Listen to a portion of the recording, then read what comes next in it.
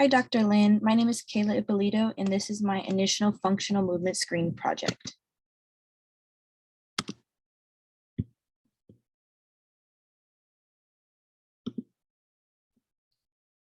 Starting with the clinical history of my subject. So my subject reported lower back strain in 2016 due to squatting too much weight. He was squatting about 315 and he ended up hurting himself. So the treatment he had was 400 milligrams of ibuprofen, some Bengay cream, and a chiropractor 3 times with some rest. He also had a right ankle sprain in 2015 where he just had some ice elevation and ace bandage and some crutches. No real rehab for that one. And then he bruised his left metatarsals 2 through 4 in 2017 playing football, where he had x-rays to show the bruising, and he just had ibuprofen, ice, rest, and elevation. His past movement includes playing football for 4 years. He went to the gym 5 times a day for 3 years. He did heavy lifting at a warehouse job for a year, and he rode skateboards and bikes every day as a kid through his teenage years. In the present, he stands for about 10 hours a day, working 10 days a week. He frequently cracks his back. He plays video games about 5 hours a day for 4 days in a seated position, oftentimes slouching. He is a side sleeper, and he also sleeps with a pillow between his legs. He goes to the gym twice a week now, and he often lays in bed to watch TV.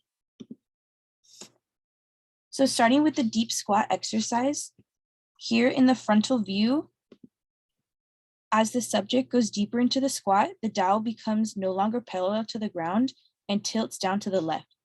There's also varus knee collapse when going down into the squat, so the knees are no longer in line with the feet and the hips.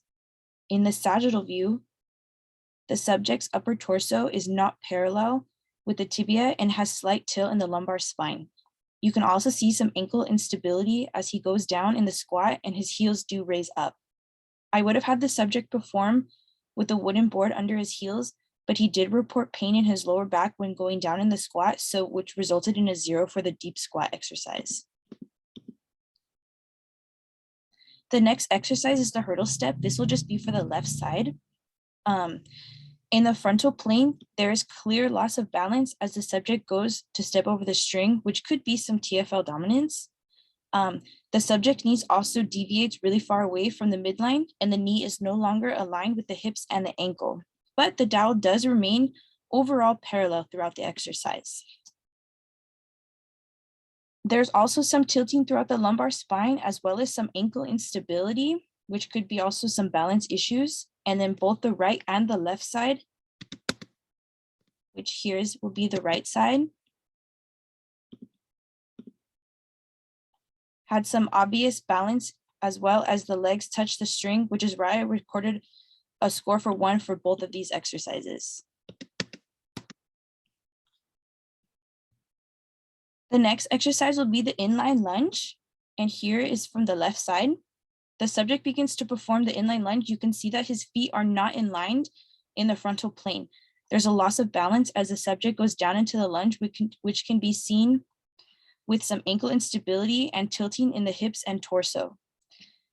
In the sagittal plane, the subject does not make contact with the floor with his knees, but he does keep the dowel intact with his spine as he goes into the lunge. You can also see varus knee collapse in the lunge. There are balance issues as well as ankle instability, torso movement, and varus knee collapse when performing the inline lunge on both the right and the left side. Because of that, I scored him a 1 for this test.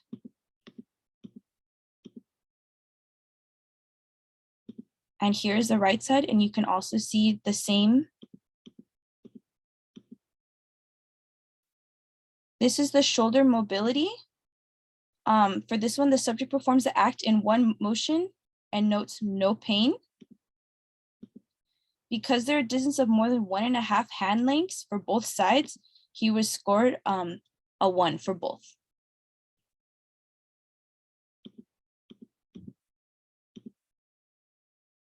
For the shoulder impingement clearing test, the subject reported no pain and got a score of passing.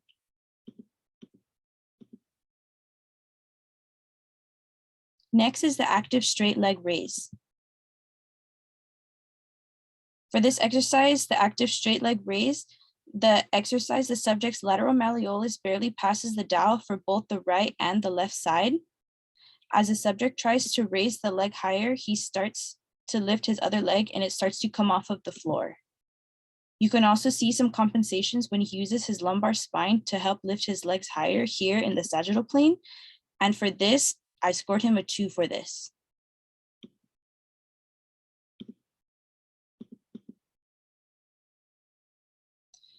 The next exercise is going to be the trunk stability push-up. Because the subject is male, he performs the exercise with his thumbs at his forehead. The subject performs the push-up as one unit, but in order to raise himself, he slightly lifts his shoulders forward. You can see this better in the sagittal view. Here he moves his shoulders forward in order to push himself up. So really his hands are at his chin when he does the exercise. Also in the frontal view, you can see that when the subject goes down into the push-up, his shoulder drops slightly, and now he has some tilting in his trunk. For the lumbar spine extension, the subject reported no pain and resulted in a pass.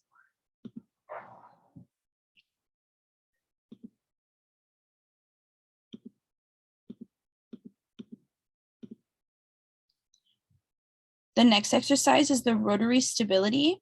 For this exercise, the subject could not perform the exercise ipsilaterally, so he was instructed to do contralaterally. While doing the exercise contralaterally, the subject does have some loss of balance while extending. In the frontal view, you can see his arms and legs deviate away from his midline when he is extending. And then in the sagittal view, the subject keeps his arms and legs relatively straight while extending. He doesn't extend fully in one parallel line, but he does get pretty close. The subject does not fully touch his elbows to his knees, but he does get pretty close. Because of this, I scored him a 1.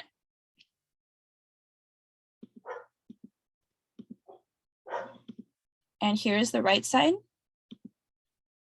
For this one, you can see that the subject cannot perform the exercise ipsilaterally again, so he will do so contralaterally. And as he does this on the right side, his leg stays more in his midline than his left leg did, but his arm still deviates very far away from the midline. And in the sagittal plane, he does extend far, but he does not remain parallel.